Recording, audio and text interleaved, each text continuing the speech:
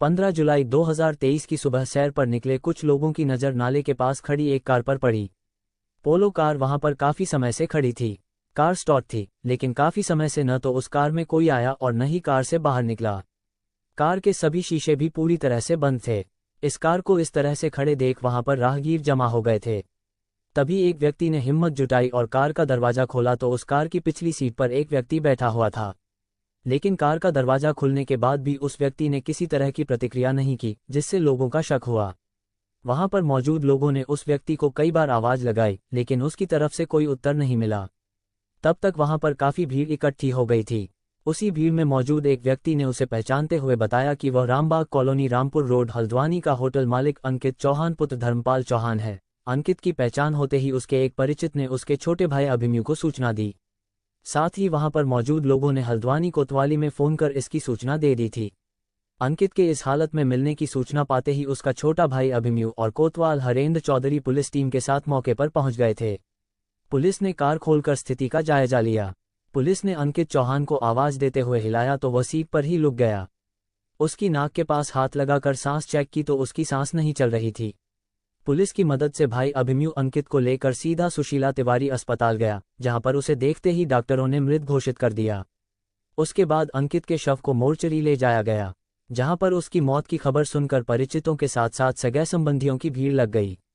अंकित के पापा की कई साल पहले किसी बीमारी के चलते मौत हो गई थी। घर में मां उषा देवी के अलावा भाई बहन रहते थे। 5 दिन पहले ही अंकित की मां उषा देवी अपनी बेटियों के साथ माता वैष्णो देवी के दर्शन के लिए गई हुई थी। उस वक्त सभी कटरा के पास थे। अंकित की मौत की सूचना पाते ही वे वहां से घर की तरफ वापस चल पड़े। उधर पुलिस उसके शव को मोर्चरी में रखवाकर सीधे उसकी कार के पास पहुंची। पुलिस ने गहनता से कार की जांच पड़ताल की। जिस वक्त सूचना पर पुलिस कार के पास पहुंची थी, कार स्टार्ट थी और एसी भी चल रहा था। लेकिन उस जांच पड़ताल के दौरान पुलिस को ऐसी कोई संदिग्ध वस्तु नहीं मिली जिससे अंकित की मौत का पता चल सके। जांच के दौरान पुलिस को कार से 53,000 रुपये नकद और एक मोबाइल फोन भी मिला था। मोबाइल अंकित का ही था। शुरुआती जांच में पुलिस ने अनुमान लगाया कि अंकित की मौत कार्बन मोनोऑक्साइड गैस से हुई होगी। लेकिन इसके बावजूद भी पुलिस संशय में थी कि अंकित पिछली सीट पर क्यों बैठा था। उस वक्त उसकी कार भी लॉक नहीं थी।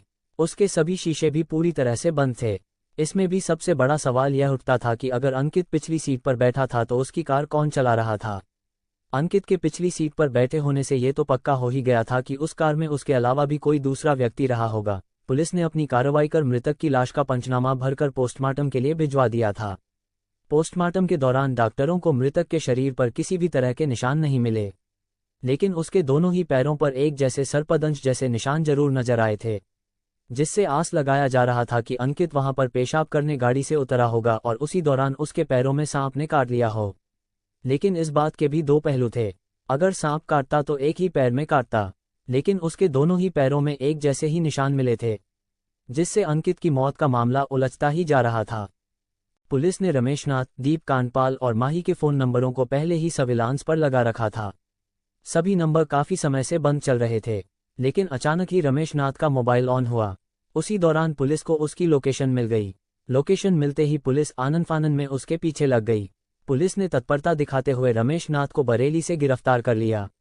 रमेश नाथ एक सपेरा था। सपेरे को गिरफ्तार कर पुलिस ने उससे कड़ी पूछताछ की। उसने अंकित हत्याकांड का खुलासा कर दिया। रमेश नाथ ने स्वीकार किया कि अंकित की हत्या उसके द्वारा लाए गए सांप से कटवाकर ही की गई थी। सपेरे रमेश नाथ ने बताया कि वह हल्द्वानी में मानपुर पश्चिम में किराए के मकान में रहता है। वहीं से वह घर घर जाकर मांगने, खाने व सांप पकड़ने का काम करता है। रमेश नाथ ने पुलिस को जानकारी देते हुए बताया कि अब से लगभग 7 से 8 महीने पहले एक युवक ने उसे माही उर्फ डॉली से मिलवाया था। युवती को किसी ज्योतिष ने बताया था कि उस पर कालसर्प योग है, जिसके उपचार के लिए किसी जहरीले नाग की पूजा करनी होगी। उसके बाद उसका कालसर्प योग खत्म हो जाएगा।